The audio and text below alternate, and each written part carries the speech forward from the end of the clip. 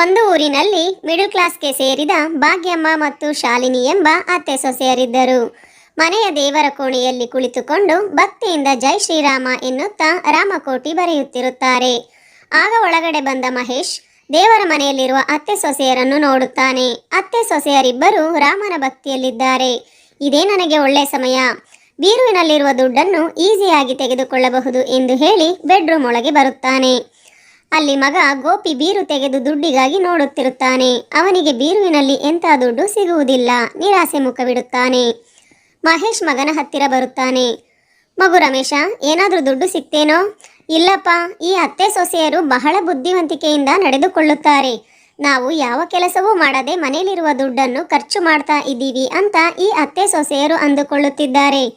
ನಮಗೆ ದುಡ್ಡು ಕಾಣದಂತೆ, ಎಲ್ಲೂ ಸಿಗದಂತೆ ಬಹಳ ಜಾಣತನದಿಂದ ದುಡ್ಡನ್ನು ಎತ್ತಿಡುತ್ತಿದ್ದಾರೆ ಅಪ್ಪ. ಈಗ ಏನು ಮಾಡೋದು ಮಗನೇ? ನನಗೂ ಅರ್ಥ ಆಗ್ತಾ ಇಲ್ಲಪ್ಪ. ಏನೋ ಸ್ವಲ್ಪ ತಗೊಂಡು ಹೋಗಿ ಆ ಮಂಜೇಶನಿಗೆ ಕೊಟ್ಟರೆ ಈ ದಿನ ನಮ್ಮನ್ನು ಏನೂ ಮಾಡದೆ ಪ್ರಾಣದಿಂದ ಬಿಡುತ್ತಾನೆ ಅಂತ ಅಂದುಕೊಂಡಿದ್ದೆ. ಆದರೆ ಅಪ್ಪ, ಮನೆಯಲ್ಲಿ ಈ ದಿನ ನಮಗೆ ಏನೂ ಸಿಕ್ತಿಲ್ವಲ್ಲ ಅಂತ ಮಾತಾಡ್ಕೋತಿರ್ಬೇಕಾದ್ರೆ ಅತ್ತೆ ಸೊಸೆ ಇಬ್ಬರು ಅವರ ಹತ್ತಿರಕ್ಕೆ ಬರುತ್ತಾರೆ. ಮಗು ಗೋಪಿ, ಏನಾದರೂ ದುಡ್ಡು ಸಿಕ್ತೇನೋ? ಇಲ್ಲಮ್ಮ, ಇದ್ರೆ 10,000 ಕೊಡಮ್ಮ, ಇಲ್ಲ ಅಂದರೆ ನಮ್ಮ ಪ್ರಾಣ ಹೋಗುತ್ತೆ. ಸೊಸೆ, ಯಾಕೆ ರೀ ಯಾವಾಗಲೂ ಪ್ರಾಣ ಹೋಗುತ್ತೆ ಅಂತ ಸುಳ್ಳು ಹೇಳ್ತೀರಾ? ದುಡ್ಡು ತಗೋತೀರಾ? ನಾನು ಅತ್ತೆ ಎಷ್ಟು ಕಷ್ಟಪಟ್ಟು ಒಂದೊಂದು ರೂಪಾಯಿ ಸೇರಿಸ್ತಾ ಇದ್ದೀವಿ, ನಿಮಗೆ ಅರ್ಥ ಆಗ್ತಿಲ್ವಾ? ಅವರಿಗೆ ನಮ್ಮ ಕಷ್ಟ ಅರ್ಥ ಆಗಿದ್ರೆ ಹೀಗೇಕೆ ತಯಾರಾಗ್ತಾರೆ ಸೊಸೆ? ನಾವು ನಮ್ಮ ಜಾಗೃತಿಯಲ್ಲಿ ಇರಬೇಕು. ನಾವು ಅಯೋಧ್ಯೆಗೆ ಹೋಗಬೇಕು ಅನ್ಕೋತಾ ಇದ್ದೀವಲ್ಲ, ಅದಕ್ಕಾಗಿ ಒಂದೊಂದು ರೂಪಾಯಿಯನ್ನು ಕೂಡಿಡ್ತಿದ್ದೀವಲ್ಲ. ಅದೇ ಭಾಗ್ಯ, ಎಲ್ಲಿ ಕೂಡಿಡ್ತಿದ್ದೀರಾ ಅದನ್ನು ಹೇಳಿ. ನೀವು ಕೂಡಿಟ್ಟ ದುಡ್ಡು ನಮಗೆ ಬಹಳ ಬಹಳ ಅಗತ್ಯ. ಈಗ ನೀವೆಷ್ಟು ಬೇಡ್ಕೊಂಡ್ರು ನಾನು ಹೇಳೋದಿಲ್ಲ. ಆ ದುಡ್ಡನ್ನು ಎಲ್ಲಿ ಬಚ್ಚಿಡ್ತಾ ಇದ್ದೀವೋ ನೀವು ತಿಳ್ಕೊಳ್ಳೋಕೆ ಆಗೋದಿಲ್ಲ ಎಂದು ಹೇಳಿ ಸೊಸೆಯನ್ನು ಕರೆದುಕೊಂಡು ಭಾಗ್ಯ ಅಲ್ಲಿಂದ ಹೋಗುತ್ತಾಳೆ. ಇದೇ ಯೋಚನೆಯಲ್ಲಿ ಅಪ್ಪ ಮಗ ಇಬ್ಬರು ಮನೆಯಿಂದ ಹೊರಗಡೆ ನಡೆದುಕೊಂಡು ಹೋಗುತ್ತಿರುತ್ತಾರೆ. ಅಪ್ಪ, ನಾವು ಭೂಷಣ್ಗೆ ಕೊಡಬೇಕಾದ ದುಡ್ಡಿನ ಬಗ್ಗೆ ಏನಾದರೂ ಆಲೋಚನೆ ಮಾಡಿದ್ಯಾ? ಮಾಡ್ತಾನೇ ಇದ್ದೀನಿ ಮಗನೇ, ಆದರೆ ನನಗೆ ಯಾವ ಐಡಿಯಾನೂ ಬರ್ತಾ ಇಲ್ಲ. ಈ ದಿನ ಮಂಜೇಶ್ಗೆ ದುಡ್ಡು ಕೊಡ್ತೀವಿ ಅಂತ ಹೇಳಿದ್ವಿ, ಕೊಡದೆ ಅವನಿಗೆ ಕಾಣದ ಹಾಗೆ ತಪ್ಪಿಸಿಕೊಂಡು ತಿರುಗ್ತಾ ಇದ್ದೇವೆ. ಇದು ಸರಿಯಪ್ಪ. ಈಗ ನಾವು ಎಲ್ಲಿಗೆ ಹೋಗ್ತಾ ಇದ್ದೀವಿ? ಇನ್ನೆಲ್ಲಿಗೆ ಮಗನೇ? ಊರು ಕೊನೆಯಲ್ಲಿರುವ ಆ ಪಾಳು ಬಿದ್ದ ಮನೆಗೆ ಹೋಗಿ ಬಚ್ಚಿಟ್ಟುಕೊಳ್ಳೋಣ. ಒಂದು ರಾತ್ರಿ ಹೊತ್ತಲ್ಲಿ ಊರೆಲ್ಲ ಮಲ್ಕೊಂಡಾದ್ಮೇಲೆ ಮನೆಗೆ ಹೋಗೋಣ. ಹೀಗೆ ಎಷ್ಟು ದಿನ ಅಂತ ಮಾಡೋದಪ್ಪ? ಶೋಕಿಗಾಗಿ ನಾವು ಮಾಡಿದ ಸಾಲಕ್ಕೆ ಸರಿಯಾದ ದುಡ್ಡು ಸಿಗುವವರೆಗೂ ನಮಗೆ ಈ ಪರಿಸ್ಥಿತಿ ತಪ್ಪಿದ್ದಲ್ಲ. ಅಪ್ಪ, ನನಗೆ ತಿಳಿದ ಹಾಗೆ ಈ ದಿನ ನಾವು ಕೊಡ್ತೀವಿ ಅಂತ ಆ ಮಂಜೇಶ್ ಎಷ್ಟು ಆಸೆಯಿಂದ ಎದುರು ನೋಡ್ತಾ ಇರ್ತಾನೆ. ನಾವು ದುಡ್ಡು ಸಿಕ್ಕಿಲ್ಲ ಅಂತ ಬೇಡ್ಕೊಂಡ್ರೆ ಚೆನ್ನಾಗಿರುತ್ತೆ ಅಲ್ವಾ ಅಪ್ಪ? ಇಲ್ಲ ಮಗನೇ, ಇನ್ನೂ ಹೆಚ್ಚಾಗುತ್ತೆ. ನೀವು ಹೇಳಿದ್ದು ನಾನು ಕೇಳ್ತಾ ಇದ್ದೀನಿ ಅಂತ ವಾಯ್ದೆ ಮೇಲೆ ವಾಯ್ದೆ ಹಾಕ್ಕೊಂಡು ಹೋಗ್ತಾ ಇದ್ದೀರಿ ಅಂತ ಹೇಳಿದ ಟೈಮ್ಗೆ ದುಡ್ಡು ಕೊಟ್ಟಿಲ್ಲ ಅಂತ ಮತ್ತಷ್ಟು ಕೋಪ ಮಾಡಿಕೊಳ್ಳುತ್ತಾನೆ ನಮ್ಮ ಮೇಲೆ. ನಮ್ಮನ್ನು ಸಾಯಿಸಿದರೂ ಸಾಯಿಸಬಹುದು. ಹೀಗೆ ಮಾತನಾಡಿಕೊಂಡು ಹೋಗುತ್ತಿರುವಾಗ ಎದುರಿಗೆ ಆ ಊರಿನ ಗೋವಿಂದ ಬರುತ್ತಾನೆ. ಅವನನ್ನು ನೋಡಿ ಮಹೇಶ್, ಗೋಪಿ ಇಬ್ಬರು ತಡಬಡಿಸುತ್ತಾರೆ. ತಂದೆ ಮಗ ಇಬ್ಬರು ಸೇರಿ ಎಲ್ಲಿಗೆ ಓಡೋಗ್ತಿದ್ದೀರಾ? ಬಲೆ ಕಣ್ರಿ ನೀವು, ನಾವು ಎಲ್ಲಿಗೆ ಓಡೋಗ್ತಿದ್ದೀವಿ? ಪಕ್ಕದೂರಿನಲ್ಲಿ ಈ ದಿನ ನಮಗೆ ಒಬ್ಬರು ದುಡ್ಡು ಕೊಡ್ತೀನಿ ಅಂತ ಹೇಳಿದರು, ಅಲ್ಲಿಗೆ ಹೋಗ್ತಾ ಇದ್ದೀವಿ. ಆ ದುಡ್ಡು ತಗೊಬಂದು ಮಂಜೇಶ್ ಅವರಿಗೆ ಕೊಡ್ತೀನಿ ಅಂತ ಹೇಳಿದ್ದೆ ಅಲ್ವಾ? ಗೋವಿಂದ, ನೀವೇನು ಹೇಳಿದ್ರು ಕೇಳಬೇಡ ಅಂತ ಅಣ್ಣ ಹೇಳಿದ್ದಾರೆ ಎಂದು ಅಲ್ಲಿಂದ ಅವರಿಬ್ಬರನ್ನು ಕರೆದುಕೊಂಡು ಹೋಗುತ್ತಾನೆ. ಇನ್ನು ಅತ್ತೆ ಭಾಗ್ಯ ಮನೆಯಲ್ಲಿರುವ ಕುರ್ಚಿಯಲ್ಲಿ ಕುಳಿತುಕೊಂಡು ದುಡ್ಡು ಲೆಕ್ಕ ಹಾಕ್ತಾ ಇರ್ತಾಳೆ. ಶಾಲಿನಿ ಬಾಳೆಹಣ್ಣು ತೆಗೆದುಕೊಂಡು ಬಂದು ಇನ್ನೊಂದು ಕುರ್ಚಿಯಲ್ಲಿ ಕುಳಿತುಕೊಳ್ಳುತ್ತಾಳೆ. ಅತ್ತೆ, ಮೊದಲು ಈ ಹಣ್ಣು ತಿನ್ನಿ. ಅತ್ತೆ, ತಿಂತೀನಿ ಸೊಸೆ, ಮೊದಲು ಈ ದುಡ್ಡು ಲೆಕ್ಕ ಬರೆದು ಇಟ್ಟುಕೊಂಡರೆ ಮತ್ತೆ ಮರೆತು ಹೋಗದ ಹಾಗೆ ಇರುತ್ತೆ ಎಂದು ಹೇಳಿ ದುಡ್ಡನ್ನು ಲೆಕ್ಕ ಮಾಡಿ ತನ್ನ ಹತ್ತಿರವಿರುವ ಡಬ್ಬದಲ್ಲಿ ಹಾಕುತ್ತಾಳೆ. ಶಾಲಿನಿ ಭಾಗ್ಯನಿಗೆ ಬಾಳೆಹಣ್ಣು ಕೊಡುತ್ತಾಳೆ. ಇಬ್ಬರು ಬಾಳೆಹಣ್ಣನ್ನು ತಿನ್ನುತ್ತಾರೆ. ಇನ್ನು ಚಾಟಿ ತೆಗೆದುಕೊಂಡು ಗೋಪಿ ಮಹೇಶ್ನನ್ನು ಹೊಡೆಯುತ್ತಿರುತ್ತಾರೆ ಮಂಜೇಶ್. ಆ ಏಟು ತಾಳಲಾರದೆ ಇಬ್ಬರು ದುಃಖ ಪಡುತ್ತಾ ಕಣ್ಣೀರು ಹಾಕಿಕೊಳ್ಳುತ್ತಾ ಇರುತ್ತಾರೆ. ಹೇಳ್ರೋ, ನನ್ನ ದುಡ್ಡು ಯಾವಾಗ ಕೊಡ್ತೀರಾ? ಯಾವ ವಿಧದಿಂದ ಕೊಡ್ತೀರಾ? ಶೋಕಿಗಾಗಿ ನನ್ನ ಹತ್ರ ದೊಡ್ಡ ಮೊತ್ತದಲ್ಲಿ ಬಹಳ ಸಾಲ ಮಾಡಿದ್ದೀರಾ ನೀವು. ಅಯ್ಯ, ಯಾವುದೋ ಒಂದು ವಿಧದಿಂದ ನಿಮ್ಮ ಹತ್ರ ತಗೊಂಡ ದುಡ್ಡನ್ನು ವಾಪಸ್ ಕೊಡ್ತೀವಿ, ನಮ್ಮನ್ನು ಬಿಟ್ಟು ಬಿಡಿ ಎಂದು ಮಂಜೇಶ್ ಕೇಳಿಕೊಳ್ಳುತ್ತಾನೆ. ನಮ್ಮನ್ನು ನಂಬಿ ಹೇಗೆ ಕೊಡುತ್ತೀರಾ ಅದನ್ನು ಹೇಳ್ರೋ. ಹೇಗೆ ಅಂತ ಹೇಳೋದು ಕಷ್ಟ ಸ್ವಾಮಿ, ಆದರೆ ಏನೋ ಒಂದು ಮಾಡಿ ನಿಮ್ಮ ದುಡ್ಡು ಮಾತ್ರ ಕೊಡ್ತೀವಿ ಸ್ವಾಮಿ, ಇದು ಮಾತ್ರ ನಿಜ. ನಂಬಿಕೆ ಇದ್ದರೆ ನಮ್ಮನ್ನು ಬಿಟ್ಟು ಬಿಡಿ, ಇಲ್ಲ ಅಂದರೆ ಹೀಗೆ ಹೊಡೆದು ಸಾಯಿಸಿಬಿಡಿ ಎಂದು ಹೇಳುವಾಗ ಮಂಜೇಶ್ ಯೋಚನೆ ಮಾಡಿ, ಸರಿ, ನಾಳೆವರೆಗೂ ಟೈಮ್ ಕೊಡ್ತಾ ಇದ್ದೀನಿ, ಹೋಗಿ ಎಂದು ಹೇಳಿ ಕಳಿಸ್ತಾನೆ.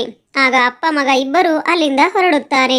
ಇನ್ನು ಇಬ್ಬರು ಮನೆಗೆ ಬಂದ ತಕ್ಷಣ ಅತ್ತೆ ಸೊಸೆ ಇಬ್ಬರು ಕೂಡಿಟ್ಟಿದ್ದ ಹಣದ ಡಬ್ಬಿಯನ್ನು ಹೇಗೋ ಕಂಡು ಹಿಡಿದುಕೊಳ್ಳುತ್ತಾರೆ.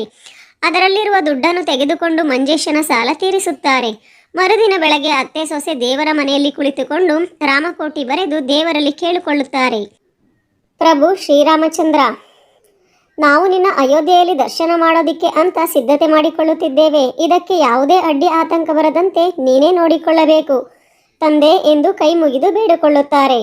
ಭಾಗ್ಯಮ್ಮ ದೇವರ ಮನೆಯಲ್ಲಿದ್ದ ಡಬ್ಬದಲ್ಲಿನ ದುಡ್ಡನ್ನು ಲೆಕ್ಕ ಹಾಕುವುದಕ್ಕೆ ತೆಗೆದುಕೊಂಡಾಗ ಡಬ್ಬ ಖಾಲಿಯಾಗಿರುವುದನ್ನು ಕಂಡು ಅತ್ತೆ ಸೊಸೆ ಇಬ್ಬರಿಗೂ ಶಾಕ್ ಆಗುತ್ತದೆ. ದುಃಖದಿಂದ ಇಬ್ಬರು ಕಣ್ಣೀರು ಹಾಕುತ್ತಾರೆ. ಆಗ ಅತ್ತೆ, ಇದು ಖಚಿತವಾಗಿ ತಂದೆ ಮಗ ಮಾಡಿರುವ ಕೆಲಸ ಸೊಸೆ ಎಂದು ಹೇಳುತ್ತಾಳೆ. ಆಗ ಸೊಸೆ, ಈಗ ಏನು ಮಾಡೋದು ಅತ್ತೆ, ಅವರನ್ನು ಈಗ ನಾವು ಎಲ್ಲಿ ಹುಡುಕೋಣ ಎಂದು ಹೇಳುತ್ತಾಳೆ. ನಾವು ಅಯೋಧ್ಯೆಗೆ ರಾಮದೇವರನ್ನು ಕಾಣಬೇಕು ಅಂತ ಕಂಡ ಕನಸು ಹೇಗೆ ನನಸಾಗುತ್ತೆ ಅತ್ತೆ ಅಂತ ದುಃಖಪಡುತ್ತಿರುತ್ತಾರೆ. ಅದೇ ಸಮಯಕ್ಕೆ ವಿಮಲಾ ಎಂಬ ಹೆಂಗಸು ಅಲ್ಲಿಗೆ ಬರುತ್ತಾಳೆ. ಭಾಗ್ಯ ಚಿಕ್ಕಮ್ಮ, ಭಾಗ್ಯ ಚಿಕ್ಕಮ್ಮ ಎಂದು ಕರೆಯುತ್ತಿದ್ದಾಗ ಭಾಗ್ಯ ಕಣ್ಣೀರು ಒರೆಸಿಕೊಂಡು ಹೊರಗೆ ಬರುತ್ತಾಳೆ. ಭಾಗ್ಯ ಚಿಕ್ಕಮ್ಮ, ನಮ್ಮೂರಿನ ರಾಮ ದೇವಾಲಯದಲ್ಲಿ ರಾಮರಕ್ಷತೆ ಕೊಡುತ್ತಿದ್ದಾರೆ, ಹೋಗಿ ತೆಗೆದುಕೊಳ್ಳಿ ಎಂದು ಹೇಳುತ್ತಾಳೆ. ಶಾಲಿನಿ ಭಾಗ್ಯಮ್ಮ ಇಬ್ಬರು ರಾಮ ದೇವಾಲಯದಲ್ಲಿ ಅಕ್ಷತೆ ತೆಗೆದುಕೊಳ್ಳುತ್ತಾರೆ. ಆಗ ಪೂಜಾರಿ, ಏನು ತಾಯಿ, ರಾಮರ ಅಕ್ಷತೆ ತೆಗೆದುಕೊಳ್ಳುವಾಗ ಎಲ್ಲ ಸಂತೋಷದಿಂದ ಇರುತ್ತಾರೆ, ನೀವು ಅತ್ತೆ ಸೊಸೆ ಇಬ್ಬರು ಏಕೆ ಇಷ್ಟು ದುಃಖಿತರಾಗಿದ್ದೀರಾ ಎಂದು ಕೇಳುತ್ತಾನೆ. ಆಗ ಭಾಗ್ಯಮ್ಮ ಅಳುತ್ತಾ ತನ್ನ ಮನಸ್ಸಿನಲ್ಲಿರುವ ದುಃಖವನ್ನೆಲ್ಲ ಅಯೋಧ್ಯೆ ರಾಮನ ದರ್ಶನ ಮಾಡಿ ಕಳೆದುಕೊಳ್ಳಬೇಕು ಎಂಬ ಕೋರಿಕೆಯನ್ನು ಹೇಳಿಕೊಳ್ಳುತ್ತಾಳೆ. ಆದರೆ ರಾಮದೇವರ ದರ್ಶನಕ್ಕೆ ಅಂತ ಕೂಡಿಟ್ಟಿದ್ದ ಹಣವನ್ನು ನನ್ನ ಗಂಡ ಮತ್ತು ಮಗ ಇಬ್ಬರು ಸೇರಿ ಕಳ್ಳತನ ಮಾಡಿದ್ದಾರೆ. ಈಗ ನಾನು ಹೇಗೆ ಅಯೋಧ್ಯೆಗೆ ಹೋಗಲಿ, ನೀವೇ ಹೇಳಿ ಸ್ವಾಮಿ. ಆಗ ಪೂಜಾರಿ, ಇದಕ್ಕೆ ದುಃಖ ಪಡುವ ಅವಶ್ಯಕತೆ ಇಲ್ಲ ತಾಯಿ.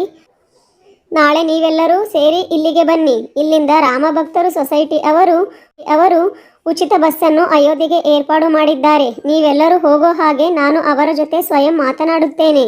ಹಾಗೂ ನಿಮ್ಮ ಕೋರಿಕೆ ತೀರುತ್ತದೆ, ನಿಮಗೂ ಅಯೋಧ್ಯೆ ರಾಮನ ದರ್ಶನ ಮಾಡುವ ಭಾಗ್ಯ ಸಿಗುತ್ತದೆ ಎಂದು ಹೇಳುತ್ತಲೇ ಅತ್ತೆ ಸೊಸೆಯರಿಬ್ಬರು ಸಂತೋಷಪಟ್ಟು ಪೂಜಾರಿಗೆ ಧನ್ಯವಾದ ತಿಳಿಸಿ ಮನೆಗೆ ಬರುತ್ತಾರೆ.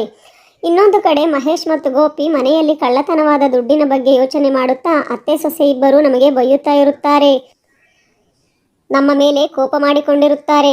ನಾವು ಅದಕ್ಕೆ ತಲೆಕೆಡಿಸಿಕೊಳ್ಳಬಾರದು. ನಮಗೆ ಗೊತ್ತಿಲ್ಲದ ಹಾಗೆ ದುಡ್ಡನ್ನು ಬಚ್ಚಿಟ್ಟಿದ್ದರು. ನಾವು ಎಂಥ ಬುದ್ಧಿವಂತರು ಅಂತ ಅವರಿಗೆ ಇನ್ನೂ ಗೊತ್ತಿಲ್ಲ ಎಂದು ಮಾತನಾಡಿಕೊಳ್ಳುತ್ತಾ ಮನೆಯೊಳಗೆ ಬಂದು ಇಬ್ಬರು ನಿಂತಿರುತ್ತಾರೆ. ಅವನನ್ನು ಭಾಗ್ಯ ನೋಡಿ ಕಣ್ಣೀರು ಹಾಕುತ್ತಾ, ನೀವು ದುಡ್ಡು ಕದ್ದಿದ್ದಕ್ಕೆ ನನಗೆ ಬೇಜಾರು ಇಲ್ಲ. ನೀವು ಮಾಡಿದ ತಪ್ಪು ಕೆಲಸದಿಂದ ನಮಗೆ ಒಳ್ಳೆಯದೇ ಆಗಿದೆ. ನಮಗೆ ಕೋಪ ಬರ್ತಾ ಇಲ್ಲ. ನೀವು ಮಾಡಿದ ತಪ್ಪು ಕೆಲಸದಿಂದ ನಮಗೆ ಒಳ್ಳೆಯದೇ ಆಯಿತು. ನಾಳೆ ನಾವು ಅಯೋಧ್ಯೆಯ ರಾಮ ದರ್ಶನಕ್ಕಾಗಿ ಹೊರಡುತ್ತಿದ್ದೇವೆ, ಸಿದ್ಧರಾಗಿರಿ.